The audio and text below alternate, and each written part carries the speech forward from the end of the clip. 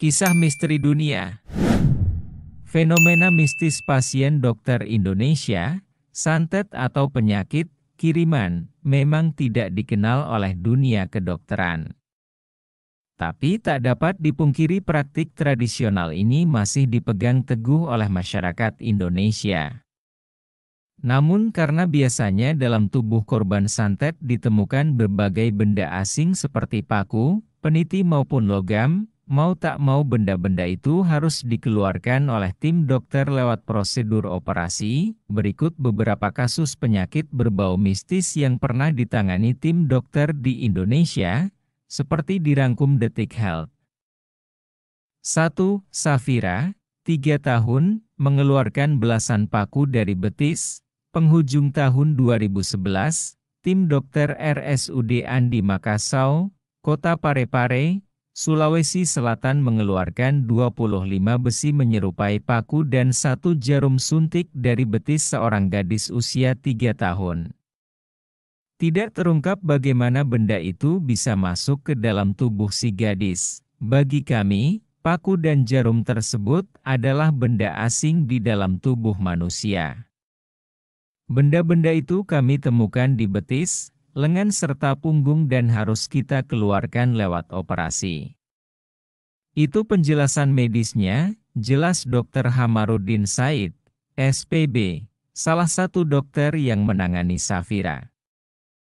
2. Supiati, 25 tahun, mengeluarkan 107 paku berkarat dari kaki dan tangan, sebanyak 107 benda asing berupa paku berakarat, jarum dan kawat keluar dari tangan dan kaki seorang perempuan di Dlingo, Bantul, Yogyakarta pada September 2012.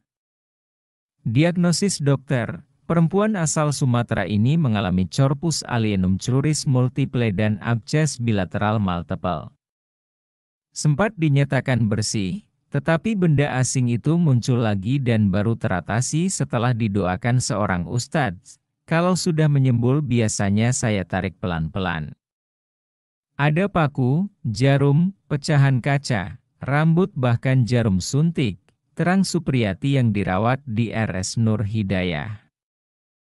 3. Tina, 19, mengeluarkan air mata kristal saat menangis, gadis asal Sumedang. Tina Agustina menghebohkan media pada pertengahan 2012 karena mengaku bisa mengeluarkan air mata kristal saat menangis.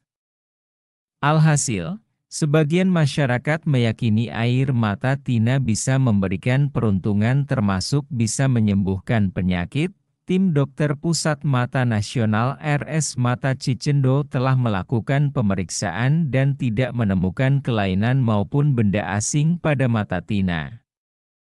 Demikian juga dengan Badan Geologi Kementerian ESDM, yang memastikan bahwa air mata kristal Tina tidak alami melainkan buatan pabrik.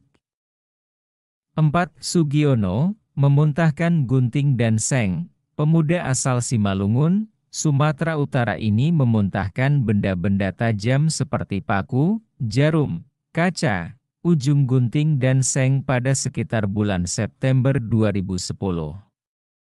Sempat dirawat di puskesmas karena sakit luar biasa di bagian perut, namun dokter menyatakan tidak ada penyakit apapun. Kalau mau muntah, perut saya langsung terasa sakit.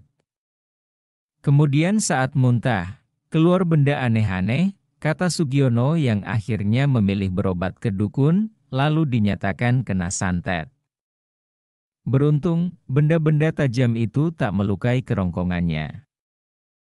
5. Dwi Priyo Santoso, 25, puluhan jarum bersarang di kepala. Puluhan jarum yang bersarang di kepala Dwi Priyo Santoso sejak 2007, diakini karena santet atau guna-guna.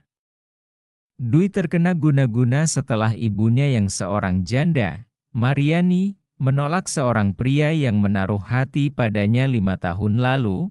Setelah beberapa kali dibawa ke dukun, akhirnya Dwi berobat ke RS Mardi Waluyo, Blitar. Pihak RS merujuk Dwi agar berobat ke RS Syaiful Anwar, Malang. Namun tim dokter menduga logam mirip jarum yang bersarang di kepala Dwi adalah susuk dan dari situ dokter menduga Dwi menderita tumor hidung. 6. Cicin Listia Vitasari, 30, meninggal akibat puluhan benda logam di perutnya. Agustus 2009, Cicin mengaku sakit perut hingga lemas dan sulit bernafas.